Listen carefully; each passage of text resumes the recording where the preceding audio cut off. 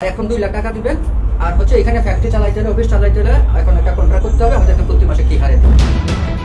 গাজীপুরের পোড়াবাড়ি মাস্টারবাড়ি এলাকায় একটি সমবায় সমিতির কাছে 10 লাখ টাকা চাঁদা দাবি করা হয়, পাশাপাশি হত্যার হুমকি দেওয়া হয় বলে দাবি করেছেন ভুক্তভোগী। এ ঘটনায় আটক করা হয় ছাত্রদল ও যুবদল নেতাসহ 10 জনকে। ভুক্তভোগীর অভিযোগের ভিত্তিতে আজ দুপুরে যৌথ বাহিনী একটি বিশেষ অভিযান চালিয়ে তাদের আটক করে। কে নিয়ে গেছে আপনাকে ওই কর্নার রুমে? এই যে লাল পাঞ্জাবি সাদা গেঞ্জি, এই আপনার নাম কি? ইসমাইল হোসেন।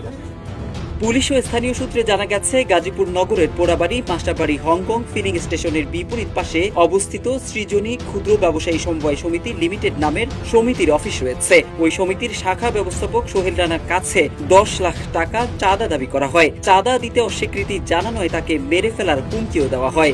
ড্রয়ার মার খুলে সব টাকা বাহির করলো, করে দেখছে যে আমার পার্সোনাল নামে যে চেক আছে ওই চেক থেকে সমানে পাতা ছিঁড়া এনে সাইন কর এই কর সেই কর সিলমার ইত্যাদি ইত্যাদি।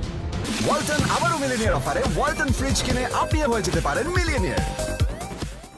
হুমকির পর সৃজনী সমিতির শাখা ব্যবস্থাপক সোহেল রানা বাদী হয়ে যৌথ বাহিনী ও গাজীপুর সদর থানায় অভিযোগ দায়ের করেন। ওই অভিযোগের ভিত্তিতে অভিযান চালিয়ে পোড়াবাড়ি র্যাব ক্যাম্পের আশেপাশের এলাকা থেকে গাজীপুর মহানগর ছাত্রদলের দপ্তর সম্পাদক বোরহান উদ্দিন সহ 10 জনকে গ্রেফতার করা হয়। পরে তাদের সদর থানা পুলিশের কাছে হস্তান্তর করা হয়।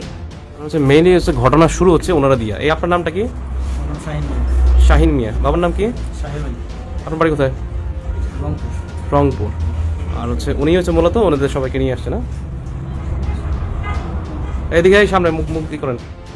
আটককৃতরা হলেন গাজীপুর মহানগর ছাত্রদলের দপ্তর সম্পাদক বোরহান উদ্দিন, মহানগর যুবদলের আহ্বায়ক সদস্য ইসমাইল হোসেন, মহানগর যুবদলের সদস্য মকবুল হোসেন, ভোলার ইলিশার বাসিন্দা মোহাম্মদ জাহাঙ্গীর, দক্ষিণ শালনা এলাকার কবির হোসেন, বরিশালের বাকেরগঞ্জ উপজেলার শফিকুল ইসলাম, ঢাকার রূপনগর এলাকার মহিউদ্দিন, রংপুরের কোতোয়ারি থানার শাহিন ভুইয়া, ভোলার বাগারহাওলা গ্রামের পলাশ হাওলাদার ও নীলফামারীর সৈয়দপুর থানার রেজাউল করিম।